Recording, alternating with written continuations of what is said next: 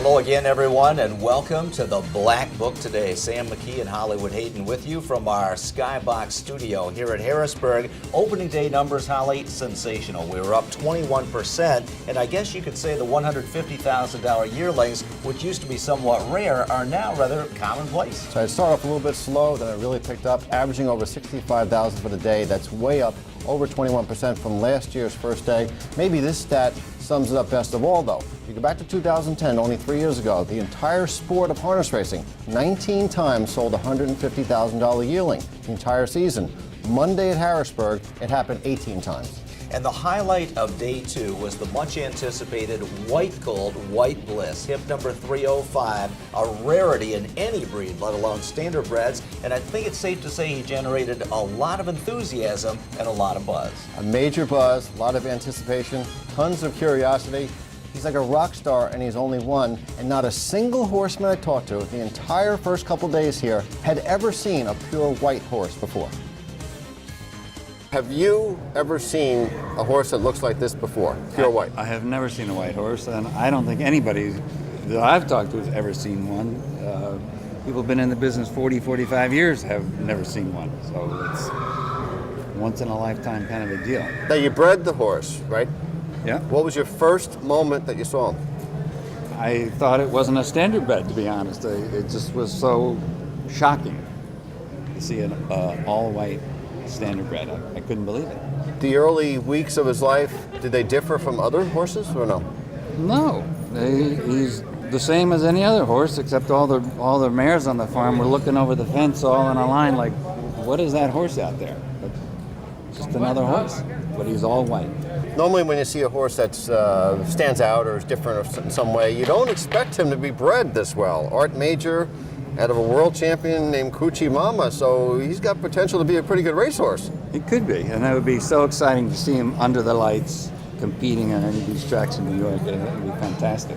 Whenever you take him out of the stall, people smile, they laugh, and then they step back, the horsemen step back, and they look at him and they realize how correct an individual he is, and I don't think they go in thinking, oh, I'm going to buy a white horse, but when they look at him, they just are so impressed of what kind of good individual he is.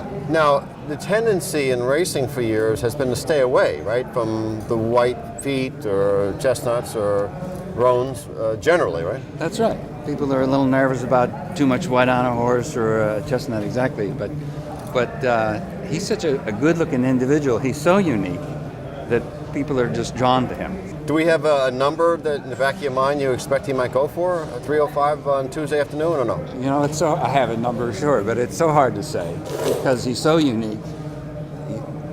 But yet he's such a correct, good-looking individual. It's hard to say. Well, one thing's for sure, we're going to be pulling for him in the sales ring and on the racetrack. Mark Bowen, thanks so much for stopping by. Great, thank you. Heather Wilder has joined me, and on my left, hip number 305, White Bliss. Nobody has ever seen a pure white horse here sell yearling at Harrisburg. I certainly haven't. Heather, tell us a little bit about him. This is hip number 305, an Art Major out of Coochie Mama. That's right, and he's a May 6th foal. Now here's a couple of famous whites I want to give you in the industry. White, okay, not necessarily white horse, but like for instance, White Birch Farm this year, he bred Captain Treacherous and Be a Magician, two leading candidates for Horse of the Year. Ben White, heard of him? 5 Hambletonians. How about Snow White? Back in 2007, the all-time richest 2-year-old trotting season in history. White Ruffles, remember her? Great standout from 90 to 92. And of the 440 Triple Crown races in the sport's history, only one had white in his or her name. Whiteland Janice won the 1991 Kentucky Futurity. Last but not least, Whitefish Falls won the biggest disqualification ever, the Wilson of 2000 for 703,000. And last but not least, Heather, he's born on May 6th, same birthday as Willie Mays. Let's hope he's just as fast.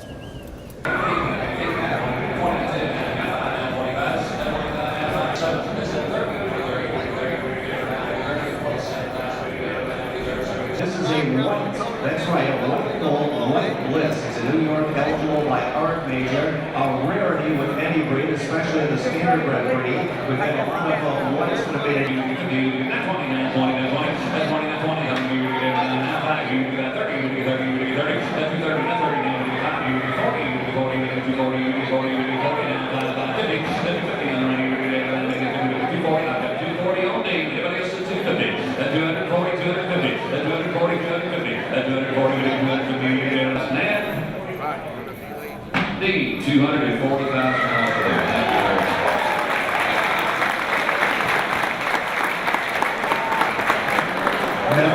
Well, White Bliss is just sold, hip number 305 for 240 or 245,000. Which 240. one? 240,000. Bernie Noren bought the horse. Bernie, who'd you buy him for? His name is Tristan Sjöberg. He's from living in Singapore, but he's from Sweden. Okay, from Sweden. Now, did he buy the horse as a racehorse? Did he buy him as a novelty? As both? D, some other combination? He bought it as a racehorse too, but he bought it as a present for his mom because his mom been looking for a white horse that he could breed with for a long time. And he even went to Russia in the 80s, went all around the big stud farms there and never find one. And he find this one and he want to give his mom an early Christmas present. Nice present for mom, right? Yeah, mom is mom, huh? That's great. Now, how high were you prepared to go? He was going higher. Higher. He want to have the horse.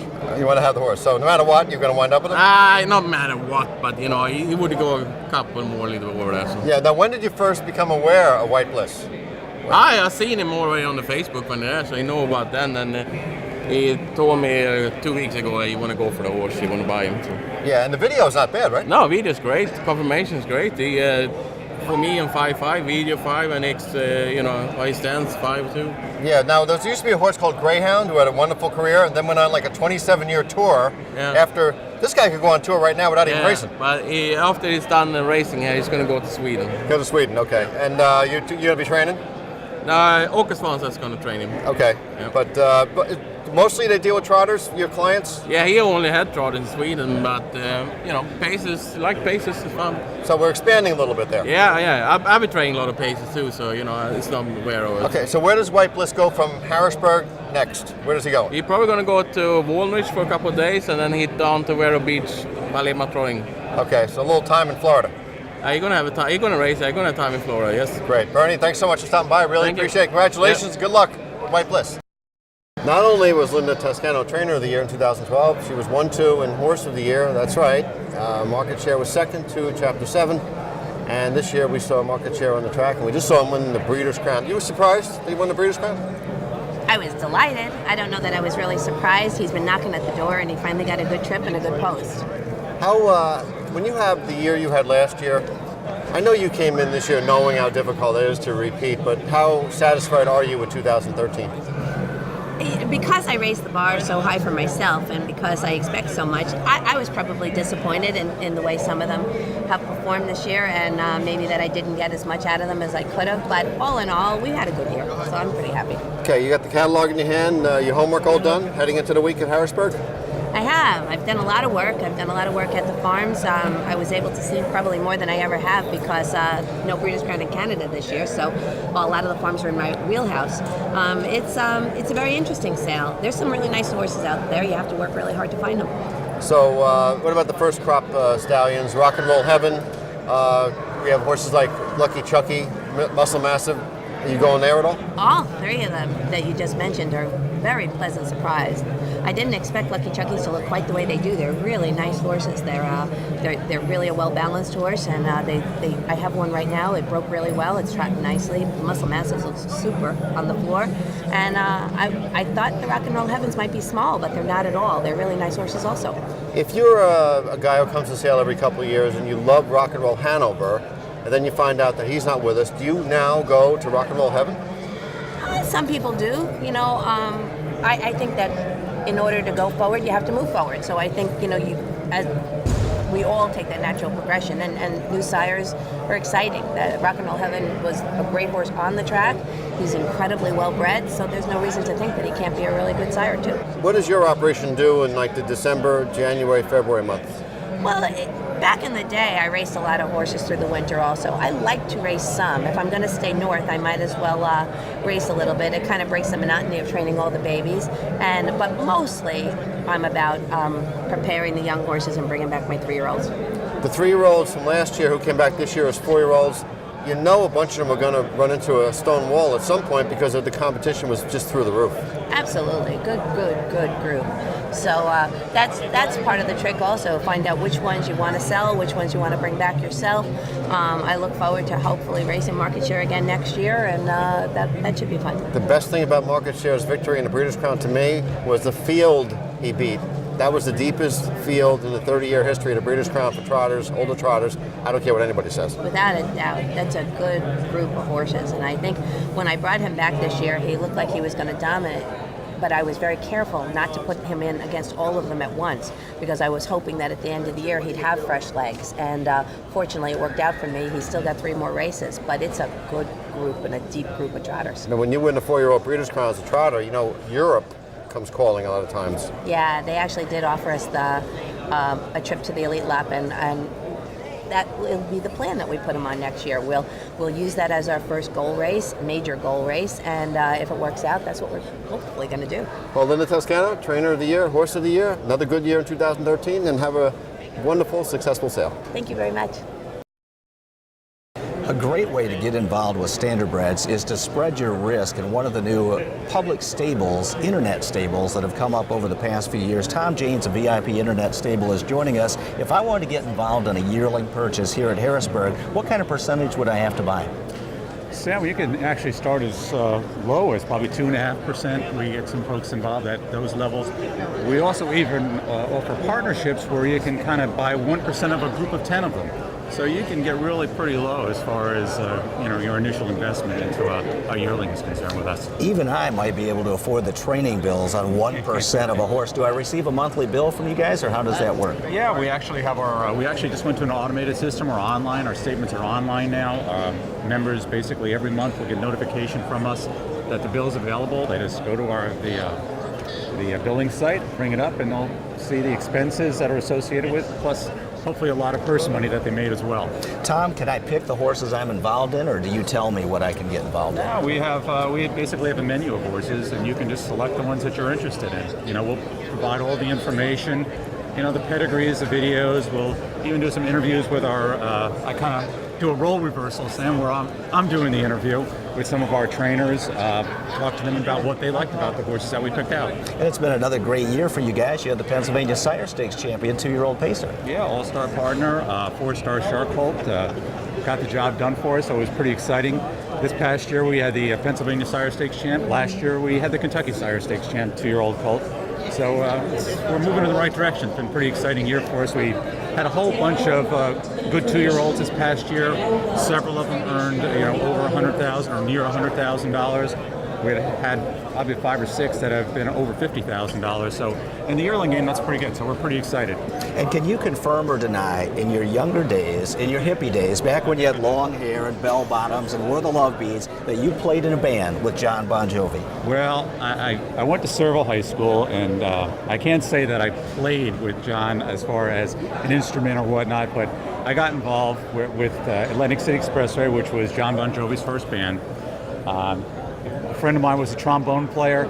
He asked if I would get involved to help with the lighting and the sound, because I used to do a lot of that stuff. So, yep, I was with John Bon Jovi for a couple of years with Atlantic City Expressway, and people ask me, I can actually honestly tell them that I sang on stage with John Bon Jovi. From John Bon Jovi to Sam McKee, Tom Janes, thanks for joining us here at Harrisburg. Thank you, Sam. The Bow River 14-karat gold fine jewelry collection has some of the most unique custom equine jewelry designs. With the master craftsmanship of our designers, we provide a piece of jewelry you'll treasure for years to come.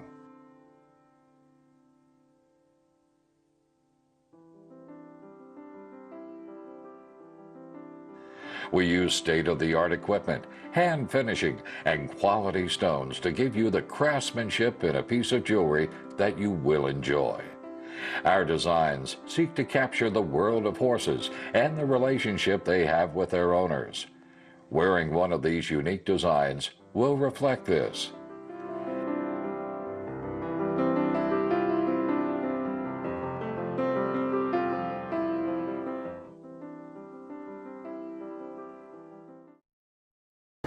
We're joined by Jeff Corral, from the Meadowlands and pretty much everywhere else. Jeff, do you remember your first Harrisburg sale?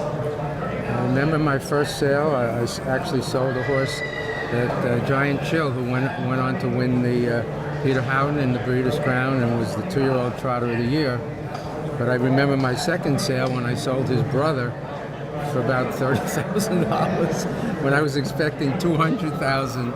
So I'll never forget that experience. Now tell us, we're early in the week at Harrisburg here, but that means we're only a few weeks away as the new Meadowlands opens up on November 23rd. Tell us about the anticipation of that moment. Well, I can't wait, to be honest, because all the things that you've tried, and in the hopes that people like it and that people come, we're going to find out soon enough. So, and also there's a lot of work to be done between now and then. We've only got 19 days. I remember doing this when we had 6 months. In 4 months, I said, well, 6 months, 4 months, and then all of a sudden it's 19 days. I think if you saw the place today, you'd probably say you can't possibly be done, but we'll be done. It's going to be a totally different experience. It's also really designed to be cool and appeal to young people. So old people like me may not think it's cool, but hopefully younger people think it's cool. And November 14th and 21st, they're going to have the nighttime qualifiers, get people kind of introduced to the racing, the track. Yeah, well, we got to test things out, so I don't want to just open on the 23rd with a big crowd and then hope that everybody can serve food in the dining room and the sports bar. So normally when a restaurant opens, they have what they call friends and family. So we're going to do that on the 14th. We're inviting basically all the people who work for us. And then on the 21st, we're inviting all the horsemen. So horsemen are invited to bring their families. It's a free meal. They put out a press release today. Just call up for reservations because we can only handle about 250 people. But hopefully, and it'll be a way to walk the place without having a mob there on the 23rd. So if you want to get the real feel of it without it being, a big crowd, come on the 21st, bring your kids, you get a free meal, and you get to watch horses qualify. So I think it should be a lot of fun. And November 30th is a huge race night, highlighted by the TVG final with the possibility of Captain Treacherous and older horses. So that could have a lot of Horse of the Year implications too. I sure hope so. I told Myron and George I'd love to see him there. I think that would be really exciting for the sport. I can't wait to hear what people think.